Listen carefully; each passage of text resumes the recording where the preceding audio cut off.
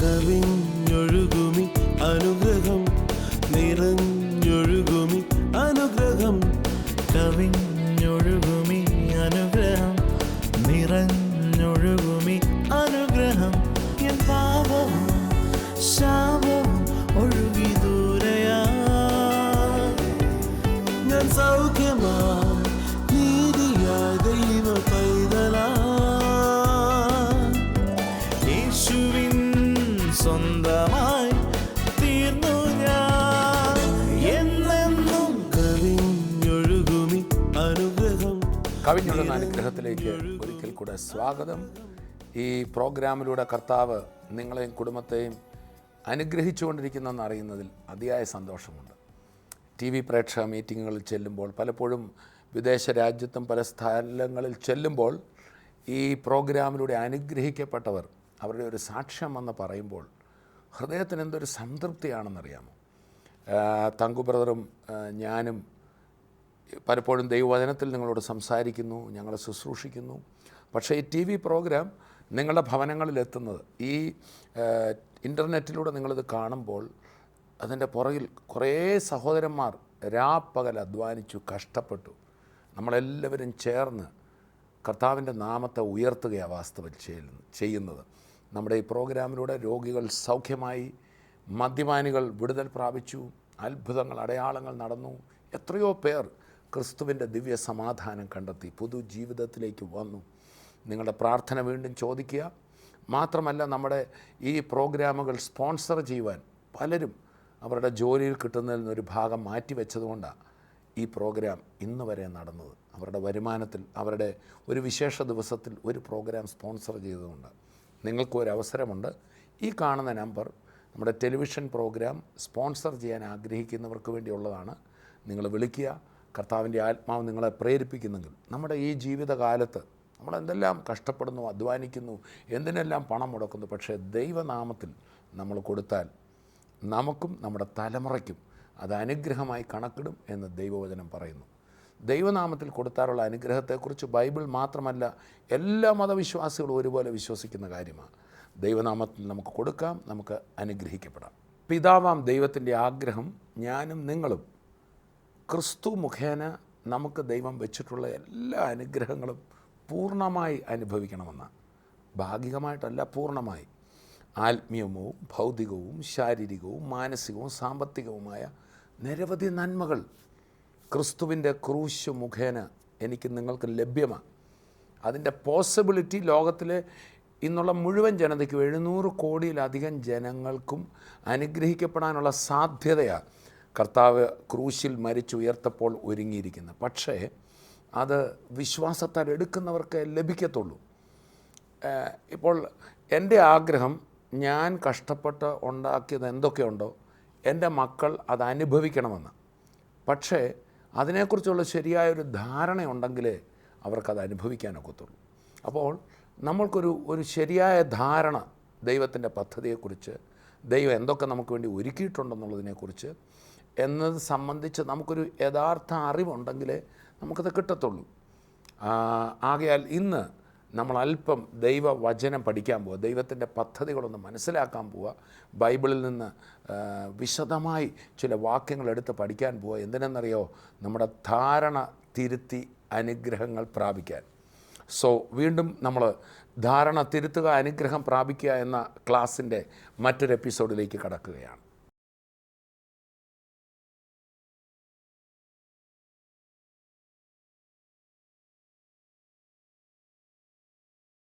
ആദ്യ നൂറ്റാണ്ടിൽ സഭയുടെ തുടക്കം മുതൽ തന്നെ നിരവധി തെറ്റായ ചിന്താഗതികൾ, റോങ് ഐഡിയാസ് സഭയ്ക്കുള്ളിലേക്ക് നുഴഞ്ഞു കയറി വന്നു. അപ്പോസ്തലന്മാരുടെ പല ശുശ്രൂഷകളും അവരെഴുതിയ പല ലേഖനങ്ങളും ആ തെറ്റിദ്ധാരണകളെ മാറ്റി പുതിയ നിയമ വിശ്വാസികൾക്ക് ക്രിസ്തുവിലുള്ള അനുഗ്രഹങ്ങൾ പകർന്നു കൊടുക്കുവാൻ വേണ്ടിയായിരുന്നു. നമുക്കറിയാം, ഈ ക്രിസ്ത്യാനിറ്റി, ക്രിസ്തുവിൻ്റെ ആ മാർഗം ആരംഭിച്ച പശ്ചാത്തലം നമ്മൾ നോക്കണം. അന്നത്തെ ആ മതമെന്ന് പറയുന്ന യഹൂദ മതവിശ്വാസം നിലനിൽക്കുമ്പോൾ ആ യഹൂദ പ്രവാചകന്മാരുടെയും യഹൂദ ആചാര അനുഷ്ഠാനങ്ങളുടെയും യഹൂദ ദേവാലയത്തിൻ്റെയും പശ്ചാത്തലത്തിലാണ് ക്രിസ്തീയ വിശ്വാസം ഉടലെടുക്കുന്നത്. ക്രിസ്തു വന്നത്, അവതരിച്ചത് ഒരു യഹൂദനായിട്ടാണ്. ക്രിസ്തുവിനെ 40-ാം ദിവസം ക്രിസ്തുവിന് ദേവാലയത്തിൽ അർപ്പിക്കാനായി മാതാപിതാക്കൾ കൊണ്ടുപോയി എന്ന് നമ്മൾ വായിക്കുന്നു. 8-ാം ദിവസം പരിച്ഛേദനയേറ്റു എന്ന് നമ്മൾ വായിക്കുന്നു. താൻ വളർന്ന നസറയത്തിൽ വരികയും അവിടെ പതിവ് പോലെ എല്ലാ ശാബത ദിവസങ്ങളും യഹൂദന്മാർ ശനിയാഴ്ചകൾ ശാബത ദിവസങ്ങളിൽ ആ പള്ളിയിൽ പോയെന്നും ഒക്കെ നമ്മൾ വായിക്കുന്നു. ചുരുക്കി പറഞ്ഞാൽ ഒരു യഹൂദ മത പശ്ചാത്തലത്തിലാണ് യേശു ക്രിസ്തുവിൻ്റെ ജന്മം. യേശു ഈ ഭൂമിയിൽ വരുമ്പോൾ ക്രിസ്ത്യാനി എന്നൊരു വിഭാഗമില്ല. യേശു ക്രിസ്തു ലോകത്തിൽ അവതരിച്ചത് ക്രൈസ്തവർക്ക് വേണ്ടിയല്ല. യേശു ക്രിസ്തുവിൻ്റെ ജനനത്തിങ്കൽ ദൂതന്മാരിങ്ങനെ പാടി, ഇതാ സർവ്വജനത്തിനും ഉണ്ടാകാനുള്ള മഹാസന്തോഷം. യോഹന്നാൻ തൻ്റെ സുവിശേഷത്തിൽ പറയുന്നു, തൻ്റെ ഏകജാതനായ പുത്രനിൽ വിശ്വസിക്കുന്ന ഏവനും നിത്യജീവനുണ്ട്. എല്ലാവരുടെയും രക്ഷകന കർത്താവ്, ഏവരെയും അനുഗ്രഹിപ്പാന കർത്താവ് വന്നത്. നിന്നിൽ ഭൂമിയിലെ സകല കുടുംബങ്ങളും അനുഗ്രഹിക്കപ്പെടും. എല്ലാ കുടുംബങ്ങൾക്കും വേണ്ടിയുമാണ് ദൈവം തൻ്റെ പുത്രനെ മനുഷ്യനായി ഇവിടെ അവതാര പുരുഷനായിട്ട് അയച്ചത്. അപ്പോൾ പക്ഷേ അവിടുന്ന് വന്ന് അവതരിച്ചത് ഒരു യഹൂദ പശ്ചാത്തലത്തിൽ. അപ്പോൾ ശ്രദ്ധിക്കുക, ക്രിസ്തീയ വിശ്വാസം ആവിർഭവിച്ച തുടക്കം കൊണ്ട ആ റിലീജിയസ് സെറ്റിംഗ്, മതപരമായ അന്നത്തെ സാഹചര്യം, യഹൂദ മതം, അവരുടെ ഇടയിൽ നിലനിന്ന കാര്യങ്ങൾ, മോശയുടെ ന്യായപ്രമാണത്തിലെ കൽപ്പനകൾ, ഉപകൽപ്പനകൾ, അതിൻ്റെ നിബന്ധനകൾ ഒക്കെ അനുസരിക്കുന്ന ഒരു വിഭാഗത്തിൽ വളരെ മതതീഷ്ണതയുള്ള, അല്പമെങ്കിലും മതപരമായ ഒരു തെറ്റ് പറ്റിയാൽ അവരെ കല്ലെറിഞ്ഞ് കൊല്ലുന്ന ഒരു ദേവാലയവും കൂടാതെ അവരുടെ പള്ളികൾ, ദേവാലയം യെരൂശലേമിൽ മാത്രമുള്ളപ്പോൾ യഹൂദന്മാർ പോയി താമസിച്ചിടത്തെല്ലാം പള്ളികളുണ്ട് ശനിയാഴ്ചകളിൽ കൂടി വരുവാൻ. പള്ളി, അവരുടെ ഉത്സവങ്ങൾ, അവരുടെ യാഗങ്ങൾ, വഴിപാടുകൾ, വീട്ടിലാണേലും മതത്തോട് വളരെ ബന്ധപ്പെട്ടതായിരുന്നു. അവരുടെ രാവിലെ രാത്രി വരെയുള്ള ദിനചര്യകൾക്ക് പോലും ഒരു റിലീജിയസ്, ഒരു മതപരമായ രീതി ഉണ്ടായിരുന്നു. അങ്ങനെയുള്ള ഒരു സമൂഹത്തിലാണ് ക്രിസ്തു ജനിച്ചത്. അവരുടെ മധ്യത്തിലാണ് ദൈവം തൻ്റെ സുവിശേഷം പുത്രനായ യേശു ക്രിസ്തു മുഖേന അറിയിക്കുന്നത്. അപ്പോൾ ഒന്നാമത്തെ പശ്ചാത്തലം യഹൂദ പശ്ചാത്തലം.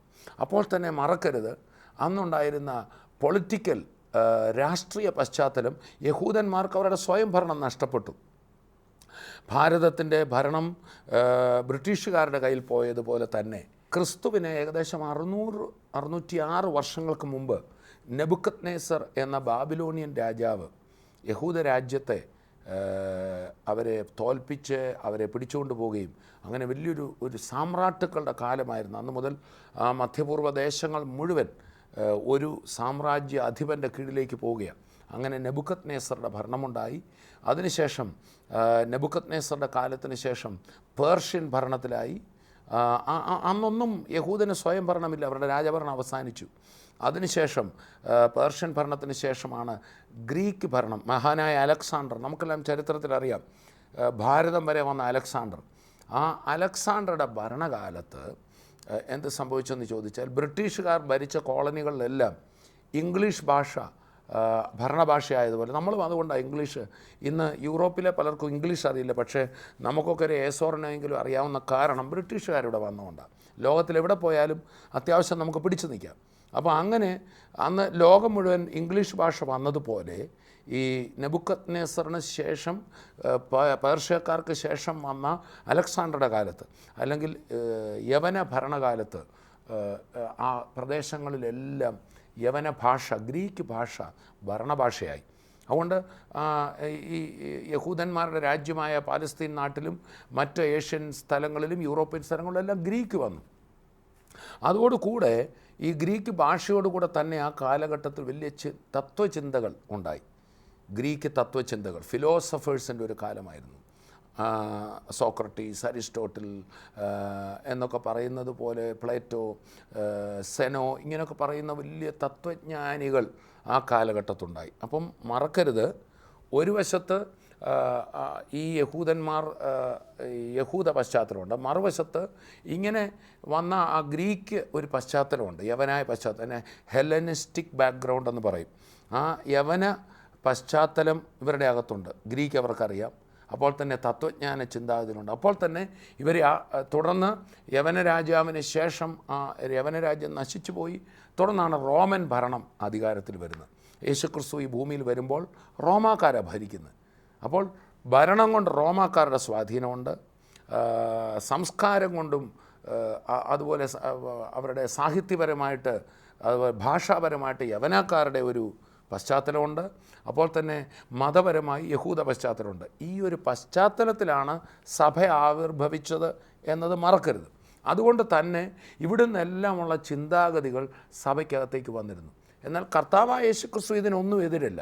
യേശുക്രിസ്തു ഒരു മതത്തിനെതിരല്ല, ക്രൈസ്തവ വിശ്വാസം ഒരു ഭാഷയ്ക്കെതിരല്ല, ക്രൈസ്തവ വിശ്വാസം ഒരു ഭരണത്തിനും എതിരല്ല. അതുകൊണ്ടാണല്ലോ ക്രിസ്തുവിനെ സംശയിച്ച് ചിലർ യേശുവിനോട് കൈസർക്ക് കരം കൊടുക്കുന്ന വിഹിതമാണോ എന്ന് ചോദിച്ചപ്പോൾ, നിങ്ങൾ കരം കൊടുക്കുന്നൊരു നാണയം ഇഞ്ഞു കൊണ്ടുപോകാമെന്ന് കർത്താവ് പറഞ്ഞു. ആ നാണയത്തിൽ നോക്കിയിട്ട് ചോദിച്ചു, ഇത് ആരുടെയായി ഈ ഒരു ചിത്രം ഇതിൽ ആലേഖനം ചെയ്തിട്ടുണ്ടല്ലോ? അവർ പറഞ്ഞത് കൈസറുടെയാണ്. കർത്താവ് പറഞ്ഞെങ്കിൽ കൈസർക്കുള്ളത് കൈസർക്കും, ദൈവത്തിനുള്ള ദൈവത്തിനും കൊടുപ്പിൻ. തുടർന്ന് മറ്റൊരവസരത്തിൽ ആ ടെമ്പിൾ ടാക്സ് കൊടുക്കേണ്ടി വരുമ്പോൾ കർത്താവ് ടാക്സ് കൊടുക്കുന്നു. കർത്താവ് യഹൂദ ആചാരാനുഷ്ഠാനങ്ങൾക്കെല്ലാം യഹൂദൻ എന്ന നിലയിൽ അതിന് കീഴ്പ്പെട്ടിരുന്നു. പക്ഷേ അതിനപ്പുറത്തുള്ളൊരു പദ്ധതിയാണ് ക്രിസ്തു വിഭാവനം ചെയ്തത്. അതുകൊണ്ടാണ് ന്യായപ്രമാണത്തിന് കീഴുള്ളവരെ നേടാൻ വേണ്ടി കർത്താവ് ന്യായപ്രമാണത്തിന് കീഴാണ് ജനിച്ചത്.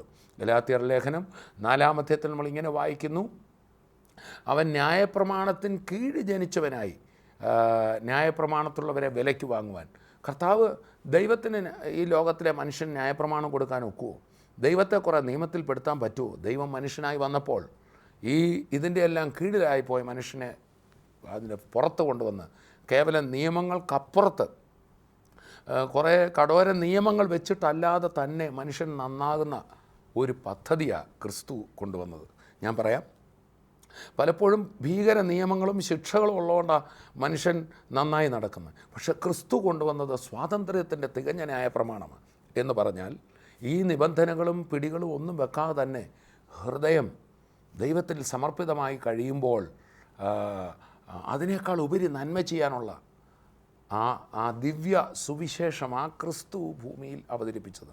അപ്പോൾ ക്രിസ്തു കൊണ്ടുവന്ന ദൈവരാജ്യത്തിൻ്റെ ആ സുവിശേഷത്തിൻ്റെ ആ പ്യൂരിറ്റി, അതിൽ കൂടെ സകല മനുഷ്യർക്കും വരേണ്ട നന്മകൾ, അനുഗ്രഹങ്ങൾ കർത്താവ് വെച്ചിരുന്നു. എന്നാൽ പലപ്പോഴും ആദിമസഭയിൽ നമ്മൾ നോക്കിയാൽ യഹൂദ പശ്ചാത്തലത്തിൽ നിന്നുള്ള പല കാര്യങ്ങളും സഭയ്ക്കകത്തേക്ക് നുഴഞ്ഞു വന്നതായിട്ട് നമ്മൾ വായിക്കുന്നു.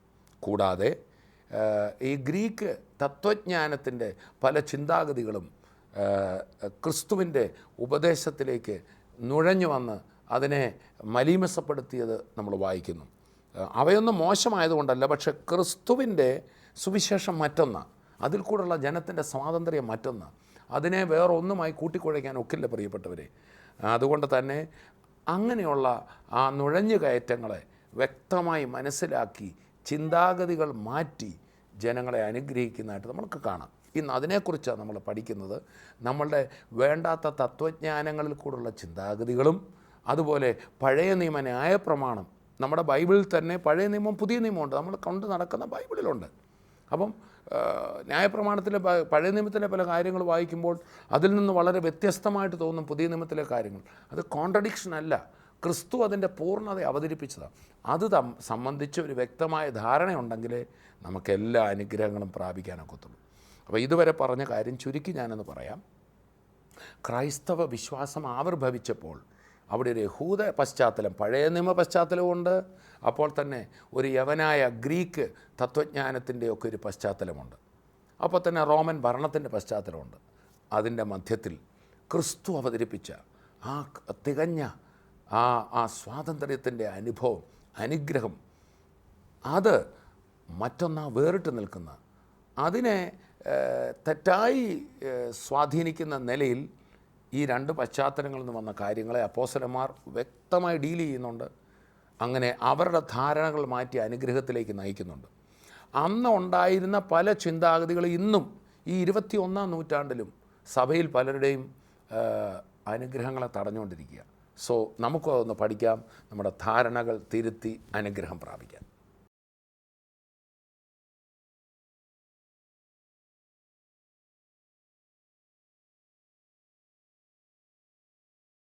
അപ്പോസ്തലന്മാർ ആദിമ സഭകൾക്ക് എഴുതിയ വിവിധ ലേഖനങ്ങളിൽ ഇത് സംബന്ധിച്ച് ഈ ധാരണ പശുകൾ മാറ്റം നമുക്ക് കാണാം.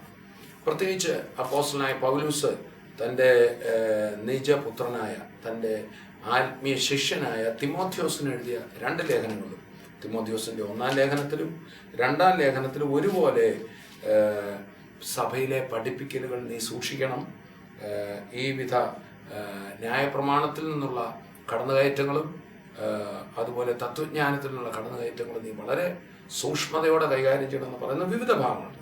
അതിൽ പഴയ നിയമ ന്യായപ്രമാണം തെറ്റായ നിലയിൽ സഭയിലേക്ക് കൊണ്ടുവരാവുന്ന ആ പൈശാചിക തന്ത്രം എങ്ങനെ കൈകാര്യം ചെയ്യണമെന്ന് പറയുന്നുണ്ട്. 1 തിമോഥെയോസ് 1-ാം അധ്യായത്തിൻ്റെ 3 മുതൽ ഞാനൊന്ന് വായിക്കാം. അന്യഥ ഉപദേശിക്കരുതെന്നും വിശ്വാസം എന്ന ദൈവ വ്യവസ്ഥയ്ക്കല്ല, തർക്കങ്ങൾക്ക് മാത്രം ഉതകുന്ന കെട്ടുകഥകളെയും അന്തമില്ലാത്ത വംശാവലികളെയും ശ്രദ്ധിക്കരുതെന്നും ചിലരോട് ആജ്ഞാപിക്കേണ്ടതിന് ഞാൻ മാസഡോണിയയിലേക്ക് പോകുമ്പോൾ അപേക്ഷിച്ചതുപോലെ നീ എഫെസോസിൽ തന്നെ താമസിക്കണം. എന്നിട്ട് പറയാം, ഈ ആജ്ഞയുടെ ഉദ്ദേശം ശുദ്ധഹൃദയം, നല്ല മനസാക്ഷി, ആത്മാർത്ഥ വിശ്വാസം എന്നിവയാൽ ഉളവാകുന്ന സ്നേഹം തന്നെ. പിന്നെ നോക്കുക, ചിലർ ഇവ വിട്ടുമാറി, ഈ പ്രസംഗകരിൽ ചിലർ ഈ ദൈവജനത്തിൻ്റെ ആ യഥാർത്ഥ ഉദ്ദേശം വിട്ടുമാറിയിട്ട് വൃഥാ വാദത്തിലേക്ക് തിരിഞ്ഞ് ന്യായപ്രമാണത്തിൻ്റെ ഉപദേഷ്ടാക്കന്മാരായിരിക്കാൻ ഇച്ഛിക്കുന്നു. അപ്പോൾ പുതിയ നിയമസഭയിൽ ന്യായപ്രമാണമല്ല ഉപദേശിക്കേണ്ടത്, ന്യായപ്രമാണത്തിൻ്റെ ഉപദേശത്തിലേക്ക് അവർ തിരിഞ്ഞിരിക്കുന്നു. താങ്കൾ പറയുന്നത് എന്തെന്നും സ്ഥാപിക്കുന്നത് എന്തെന്നും അവർ ഗ്രഹിക്കുന്നില്ല താനും. എന്നിട്ട് പറയാ, ന്യായപ്രമാണത്തിൻ്റെ ഉദ്ദേശം എന്നാ പറയുക? ന്യായപ്രമാണമോ നീതിമാന് വേണ്ടിയല്ല, ന്യായപ്രമാണം നീതിമാന്മാർക്ക് വേണ്ടി കൊടുത്തതല്ല. അതാർക്ക് കൊടുത്ത? അധർമ്മികൾ, അഭക്തർ, അനുസരണം കെട്ടവർ, പാപികൾ, അശുദ്ധർ, അനാത്മികർ, മാതാപിതാക്കന്മാരെ കൊല്ലുന്നവർ, കൊലപാതകന്മാർ, ദുർനടപ്പുകാർ, സ്വർഗഭോഗികൾ, നരമോഷ്ടാക്കൾ, വ്യാജം പറയുന്നവർ, കള്ളസത്യം ചെയ്യുന്നവർ എന്നീ വകക്കാർക്കും പഥ്യോപദേശത്തിന് വിരുദ്ധമായ മറ്റെല്ലാത്തിനും വേണ്ടി അത്രേ പഥ്യോപദേശം, സൗണ്ട് ടീച്ചിങ് ഇൻ ക്രൈസ്റ്റ്, അതായത് ക്രിസ്തുവിൽ ലഭിച്ച അപ്പോസ്തോലികമായ ആ ഉപദേശം, അതിൽ നിൽക്കുന്ന ഒരാളെ സംബന്ധിച്ച്, ക്രിസ്തുവിൽ നീതീകരിക്കപ്പെട്ടൊരു വ്യക്തിയെ സംബന്ധിച്ച് ന്യായപ്രമാണത്തിലെ ഈ പറയുന്ന തത്വങ്ങളൊന്നും അവനെ ബാധിക്കുന്നതല്ല എന്നർത്ഥം. എന്നിട്ട് പറയുകയാണ്, ഇതൊക്കെ പദ്യോപദേശത്തിന് വിരുദ്ധമായ മറ്റെല്ലാറ്റിനും വേണ്ടി അത്രയെന്ന് ഗ്രഹിച്ചുകൊണ്ട് അതിനെ ന്യായോചിതമായി ഉപയോഗിച്ചാൽ ന്യായപ്രമാണം നല്ലത് തന്നെ എന്ന് പറയുന്നു. അതെങ്ങനെ ന്യായോചിതമായി ഉപയോഗിക്കുന്നത്? കർത്താവായ യേശു പറഞ്ഞു, ന്യായപ്രമാണത്തിലും പ്രവാചക പുസ്തകങ്ങളിലും എന്നെക്കുറിച്ച് എഴുതിയിരിക്കുന്നു. തന്നെക്കുറിച്ചുള്ളത് ഉയർത്തെഴുന്നേറ്റ കർത്താവ് ശിഷ്യന്മാർക്ക് വ്യാഖ്യാനിച്ചു കൊടുത്തതായി നമ്മൾ ലൂക്കോസിൻ്റെ സുവിശേഷം 24-ാം അധ്യായത്തിൽ വായിക്കും. അപ്പം ക്രിസ്തുവിനെ സംബന്ധിച്ചുള്ള പ്രവചനങ്ങൾ ക്രിസ്തുവിനെ മനസ്സിലാക്കാൻ വേണ്ടി, അതുകൊണ്ടാണ് ഗലാത്യ ലേഖനം പറയുന്നത്, നമ്മൾ ന്യായപ്രമാണം ഒരു ശിശുപാലകനായി ഭവിച്ചു. ഒരു ശിശുവിനെ നഴ്സറി ടീച്ചറുടെ അടുക്കൽ കൊണ്ടാക്കുന്ന ശിശുപാലകനായ പോലെയാണ്. ഇനി നമ്മളിനി ക്രിസ്തുവിൻ്റെ അടുക്ക വന്നാൽ പിന്നെ ശിശുപാലകൻ്റെ കീഴിലല്ല. അതാണ് ന്യായോചിതമായി ഉപയോഗിക്കുക എന്ന് പറഞ്ഞത്.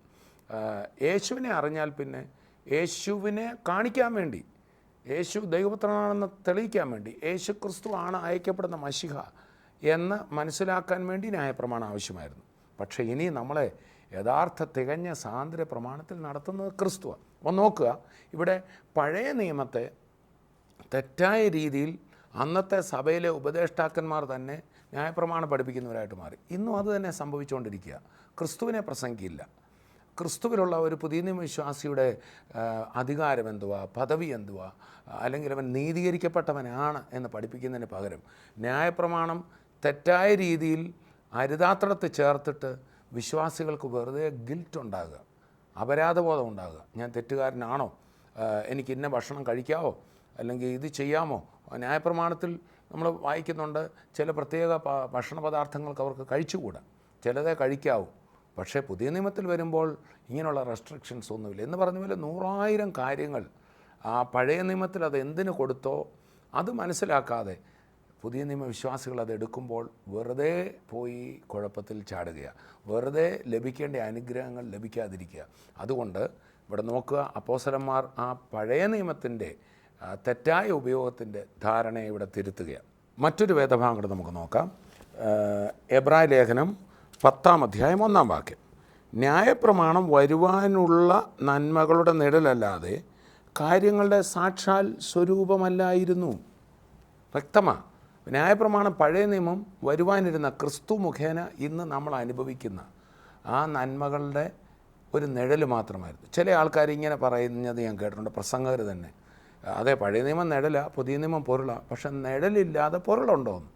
വാസ്തവത്തിൽ ഒരു അബദ്ധമാണ് പറയുന്നത്, അല്ലേ? നിഴലെന്നാണോ പൊരുളുണ്ടാകുന്നത്? ഇപ്പം ഞാൻ ഒരിടത്ത് പോയി നിന്നാൽ, നിങ്ങളൊരു സൂര്യൻ ഉദിച്ചു വരുമ്പോൾ, കിഴക്ക് സൂര്യൻ വരുമ്പോൾ നിങ്ങൾ അതിൻ്റെ നേരെ ചെന്നാൽ ഒരു നിഴൽ പുറകോട്ട് വരും. ആ നിഴലിനകത്ത് നോക്കിയാൽ ഈ വ്യക്തി ആരാന്ന് മനസ്സിലാവുമോ? ഒരു വ്യക്തിയുടെ കണ്ണോ മൂക്കോ ചെവിയോ ഒന്നും വ്യക്തമായിട്ടില്ല, ഒരു രൂപം കാണാം. അത്രയുമേ ഉള്ളൂ. പഴയ നിയമത്തിൽ ദൈവം ചെയ്യാനിരുന്ന, ക്രിസ്തുവിലൂടെ അവതരിപ്പിക്കാനിരുന്ന വലിയ പ്രവൃത്തിയുടെ വളരെ വേഗമായ അവ്യക്തമായ ചിലതൊക്കെ കാണാനുള്ളൂ. അതിൻ്റെ ക്ലിയർ പിക്ചറാണ് ക്രിസ്തുവിൽ പുതിയ നിയമത്തിൽ വെളിപ്പെട്ടത്. കർത്താവായ യേശു ക്രിസ്തു ശരീരത്തിലായിരുന്നപ്പോൾ പോലും അതിൻ്റെ പൂർണ്ണത വെളിപ്പെട്ടില്ല. കർത്താവ് പറഞ്ഞു, ഞാനിപ്പം നിങ്ങളോട് പറഞ്ഞാൽ നിങ്ങളുടെ ഉള്ളിൽ പരിശുദ്ധാത്മാവ് വരാത്തതുകൊണ്ട് ഞാൻ എത്ര പറഞ്ഞാലും നിങ്ങൾക്ക് പിടികിട്ടത്തില്ല. അതുകൊണ്ട് ഞാൻ പോയി പരിശുദ്ധാത്മാവിനെ നിങ്ങളുടെ മേൽ അയക്കും. പരിശുദ്ധാത്മാവ് നിങ്ങളിൽ വരണമെങ്കിൽ ഞാൻ മരിക്കണം, പാപപരിഹാരം വരുത്തണം.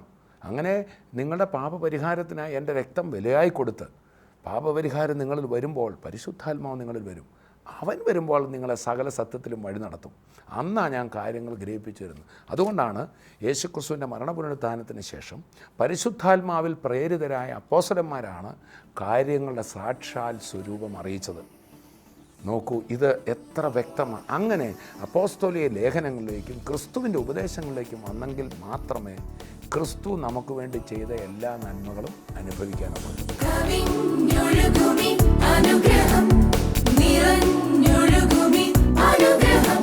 നോക്കുക, നമ്മുടെ ഇങ്ങനെയുള്ള ധാരണകൾ തിരുത്തി നമുക്ക് അനുഗ്രഹം പ്രാപിക്കണം. കർത്താവായ യേശുക്രിസ്തു ഇങ്ങനെ പറഞ്ഞു, മനുഷ്യൻ്റെ വായ്ക്കകത്തേക്ക് പോകുന്നത്, വയറ്റിനകത്തേക്ക് പോകുന്നത് അല്ല അവനെ അശുദ്ധമാക്കുന്നത്. യഹൂദന്മാർക്കും അങ്ങനെ തന്നെ ഒത്തിരി ഭക്ഷണ നിയമങ്ങളുണ്ടായിരുന്നു. ചെതമ്പരില്ലാത്ത മത്സ്യത്തെ കഴിക്കാൻ പാടില്ല, കുളമ്പ് പിളരാത്ത മൃഗത്തിൻ്റെ മാംസം കഴിക്കാൻ പാടില്ല, നിരവധി ചട്ടങ്ങളുണ്ടായിരുന്നു. അതുപോലെ തന്നെ ജ്ഞാനവാദികൾക്കുണ്ടായിരുന്നു. ഇത് രണ്ടും പല സഭകളെയും ആക്രമിച്ചു. അത് കഴിച്ചാൽ ദൈവത്തിന് പ്രശ്നം വരുമോ? ഇന്ന വസ്ത്രത്തോട് ദൈവത്തിന് പ്രശ്നമുണ്ടോ? ഇന്ന കളറിനോട് ദൈവത്തിന് പ്രശ്നമുണ്ടോ? സ്വർണത്തോടോ പ്രത്യേക ലോഹത്തോടോ ദൈവത്തിന് പ്രശ്നം? ഒത്തിരി ചിന്താഗതികളുണ്ട്. നമ്മൾ അടുത്ത എപ്പിസോഡിൽ അതൊന്ന് വിശദമായിട്ട് പഠിക്കും. വാസ്തവത്തിൽ ദൈവത്തിന് ഇത് വല്ലതും പ്രശ്നമാണോ? കർത്താവ് പറയുക, സകലതും നിർമ്മിച്ചത് മനുഷ്യൻ അനുഭവിക്കാനാണ്. അവൻ സ്വത്രത്തോടെ അനുഭവിക്കാൻ ദൈവം സൃഷ്ടിച്ചതാ ഭോജ്യങ്ങളെന്ന് തിമോഥെയോസിൻ്റെ ലേഖനത്തിൽ നമ്മൾ വായിക്കുകയാണ്. കർത്താവ് പറഞ്ഞു, നിൻ്റെ വായ്ക്ക് അകത്തേക്ക് പോകുന്നതല്ല, നിൻ്റെ ഹൃദയത്തിൽ നിന്ന് പുറപ്പെടുന്ന അത്രയും നിന്നെ അശുദ്ധമാക്കുന്നത്. പുറമേ കൈ കഴുകിയതുകൊണ്ട്, യഹൂദന്മാർക്ക് കൈ കഴുകലുകളൊക്കെ ഉണ്ട്. കൈ കഴുകിയതുകൊണ്ട് ഹൃദയത്തിന് രൂപാന്തരം വരുമോ? ഇല്ല. അപ്പം വെറും ബാഹ്യമതമായിരുന്ന യഹൂദ ചിന്താഗതിയെ ആന്തരിക സത്യത്തിലേക്ക് നടത്തുന്നതായിരുന്നു കർത്താവായ യേശു. മതം മനുഷ്യൻ്റെ ബാഹ്യ ശുദ്ധി നടത്തുമ്പോൾ, അതാണ് എബ്രായ ലേഖനം പറയുന്നത്, പാപികളുടെ മേൽ തളിക്കപ്പെടുന്ന പശുഭസ്മവും യാഗാദി കർമ്മങ്ങളും മനുഷ്യൻ്റെ ജഡിക ശുദ്ധി വരുത്തുന്നു. എന്നാൽ യേശു ക്രിസ്തുവിൻ്റെ രക്തത്തിലുള്ള വിശ്വാസം മനുഷ്യൻ്റെ മനസാക്ഷിയിൽ നിന്ന് പോലും പാപക്കറ മാറ്റുന്നു. അവൻ്റെ ഉള്ളിൽ സമാധാനം കൊടുക്കുന്നു. പകയും പിണക്കവും മാറി സ്നേഹിക്കാനും കരുതാനുള്ള മനസ്സ് കൊടുക്കുന്നു. ഒരുവൻ ക്രിസ്തുവിലായാൽ അവൻ പുതിയ സൃഷ്ടിയാകും. ആ ക്രിസ്തുവിൻ്റെ ശ്രേഷ്ഠ മാർഗം നമ്മുടെ ചിന്താഗതികളെ മാറ്റിമറിക്കുന്നതാ. നമുക്കതിനായിട്ട് ഏൽപ്പിച്ചു കൊടുക്കാം. നമുക്കൊന്ന് പ്രാർത്ഥിക്കാം. യേശുക്രിസ്തുവ യഥാർത്ഥ ജ്ഞാനം. കർത്താവ് ഉപദേശിച്ചതാ ദൈവത്തിന് മനുഷ്യനെക്കുറിച്ചുള്ള പദ്ധതി. നമ്മൾ പുറമേ കാണിക്കുന്ന ഒന്നുമല്ല. നമ്മൾ വെറുതെ ഈ ജ്ഞാനവാദത്തിൻ്റെയും യഹൂദ ചിന്താഗതികൾ നമ്മുടെ അകത്തേക്ക് വന്നാൽ ഒത്തിരി ആവശ്യമില്ലാത്ത അപരാധബോധം, ഇല്ലാത്ത തെറ്റ് ചെയ്തതായി ഭാവിച്ച് നമ്മളെന്തിനാ തെറ്റുകാരാകുന്നത്? യേശുക്രിസ്തു ക്രൂശിൽ നമുക്ക് വേണ്ടി നിവർത്തിച്ച ആ നീതിബോധം ഞാൻ പ്രാർത്ഥിച്ചാൽ എനിക്ക് കിട്ടുമെന്നുള്ള ഉറപ്പോടെ നമുക്കൊന്ന് പ്രാർത്ഥിക്കാം. ആ യേശു ഇന്ന് നമ്മുടെ അടുക്കലുണ്ട്. എന്നെ കേൾക്കുന്ന ആരെങ്കിലും ഇന്ന് വാസ്തവമായി കർത്താവായ യേശുക്രിസ്തുവുമായിട്ടുള്ള പേഴ്സണൽ റിലേഷൻഷിപ്പിലേക്ക് വരാൻ ആഗ്രഹിക്കുമെങ്കിൽ ഇതാ സമയം. ഒരു മതബന്ധമല്ല വേണ്ടത്. കുറേ ആചാരങ്ങളും കർമ്മങ്ങളും പഴയ നിയമത്തിൽ കാണുന്ന പോലുള്ള അതൊന്നുമല്ല. നമ്മുടെ വേഷമോ നമ്മുടെ രീതിയോ ഒന്നുമല്ല. നമ്മുടെ ഹൃദയം യേശു കർത്താവിന് വിട്ടുകൊടുക്കുന്നതാണ് യഥാർത്ഥമായി ദൈവം ആഗ്രഹിക്കുന്നത്. ദൈവകരങ്ങളിലേക്ക് നമ്മുടെ ഹൃദയം ഒന്ന് വിട്ടുകൊടുക്കാം. ഒരുവൻ ക്രിസ്തുവിലായാൽ അവൻ പുതിയ സൃഷ്ടിയാണ്. 1984 ഞാൻ കർത്താവിലേക്ക് എൻ്റെ ജീവിതം കൊടുത്തപ്പോൾ വലിയൊരു രൂപാന്തരം ഉണ്ടായി. ഞാൻ ശ്രമിച്ചിട്ട് മാറാത്ത മാറ്റം കർത്താവ് ചെയ്തു. നിങ്ങളുടെ അവസരമാണ്. അപ്പോൾ തന്നെ രോഗികൾ സൗഖ്യമാവും, പ്രശ്നങ്ങൾ കർത്താവ് എടുത്തു മാറ്റും. ഒരു നിമിഷം ഒന്ന് പ്രാർത്ഥിച്ചേ. യേശുവേ, എൻ്റെ ഹൃദയം ഞാൻ അങ്ങേക്ക് തരുന്നു, അങ്ങ് എനിക്കായി ജീവിക്കുന്നു എന്ന് ഞാൻ വിശ്വസിക്കുന്നു. ഇന്ന് എന്നെ രൂപാന്തരപ്പെടുത്തണമേ, മകനാക്കി മകളാക്കി എന്നെ മാറ്റണമേ. ആമേൻ. ഇത് നിങ്ങൾ പ്രാർത്ഥിച്ചപ്പോൾ ദൈവ പൈതലായി നിങ്ങൾ ഏത് കാര്യവും കർത്താവിനോട് ചോദിക്കാം, കർത്താവ് തരും. നമ്മുടെ ആവശ്യങ്ങൾ നമുക്കൊന്ന് പ്രാർത്ഥിക്കാം. പിതാവേ, ഞങ്ങൾ അങ്ങയെ സ്തുതിക്കുന്നു. ഇന്ന് ഈ വചനം കേട്ടുകൊണ്ടിരുന്ന എല്ലാ മക്കളെയും തൃക്കരങ്ങളിൽ ഏൽപ്പിക്കുകയാണ്. യേശുവിനെ കൈക്കൊള്ളുന്ന ഏവർക്കും ദൈവ മക്കളാകാൻ അധികാരമുണ്ടല്ലോ. ഇന്ന് ദൈവമക്കളാകുന്ന ഞങ്ങൾ ഒന്നിച്ച് പ്രാർത്ഥിക്കുമ്പോൾ ആവശ്യങ്ങൾ എന്താണോ അത് ഇന്ന് നടക്കണമേ. യേശു ക്രിസ്തുവിൻ്റെ നാമത്തിൽ ആ രോഗബന്ധനങ്ങൾ അഴിയട്ടെ, ആ ഭാരങ്ങൾ മാറട്ടെ, കടഭാരങ്ങൾ മാറട്ടെ. ആ കുഞ്ഞുങ്ങളുടെ വിദ്യാഭ്യാസം, പരീക്ഷകളിൽ കർത്താവിൻ്റെ കൃപയുണ്ടാകണമേ. ഈ പ്രാർത്ഥനയിൽ സംബന്ധിച്ചുകൊണ്ടിരിക്കുന്ന വ്യക്തിയെ കർത്താവിൻ്റെ കരം തൊട്ടതിനായി സ്തോത്രം, വിടുവിച്ചതിനായി സ്തോത്രം. യേശുവിൻ നാമത്തിൽ തന്നെ ആമേൻ, ആമേൻ, ആമേൻ. പ്രിയപ്പെട്ടവരെ, നമ്മളിന്ന് പഠിച്ചുകൊണ്ടിരുന്ന ആ ധാരണ തിരുത്തുന്ന ദൈവവചന സത്യങ്ങൾ തുടർന്നും മറ്റൊരു എപ്പിസോഡിൽ നമ്മൾ പഠിക്കും. എന്നാൽ ഈ പ്രോഗ്രാം നമുക്ക് എല്ലാ ദിവസവും ഇതേ ചാനലിലുണ്ട്. നാളത്തെ പ്രോഗ്രാമിൽ വീണ്ടും കാണുമ്പോഴേയും കർത്താവ് തൻ്റെ കൃപയിൽ നമ്മെ സൂക്ഷിക്കട്ടെ. I bless you in Jesus name. സ്വർഗീയ വിരുന്ന് ടെലിവിഷൻ മിനിസ്ട്രിയിൽ സാമ്പത്തിക പങ്കാളികളാകുക. Heavenly feast mission months. കൂടുതൽ വിവരങ്ങൾക്ക് വിളിക്കുക 9447356682.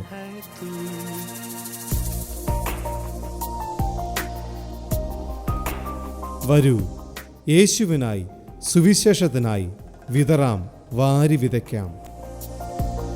TV പ്രേക്ഷക സംഗമവും വിടുതൽ ശുശ്രൂഷയും തിരുപ്പൂരിൽ മെയ് 5 ചൊവ്വ. ശുശ്രൂഷകൾ വൈകിട്ട് 6 മണി മുതൽ.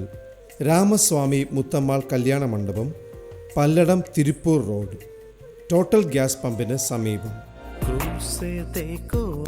TV പ്രേക്ഷക സംഗമവും വിടുതൽ ശുശ്രൂഷയും കോയമ്പത്തൂരിൽ മെയ് 6 ബുധൻ. ശുശ്രൂഷകൾ വൈകിട്ട് 6 മണി മുതൽ. Gujarati Samaj auditorium, Mettupalayam road, RS പുരം, സെൻട്രൽ തിയേറ്ററിന് സമീപം. खून की धार,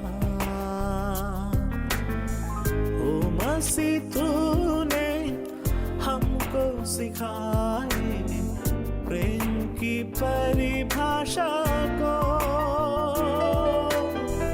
ओ मसीह तूने हमको सिखाए प्रेम की परिभाषा को.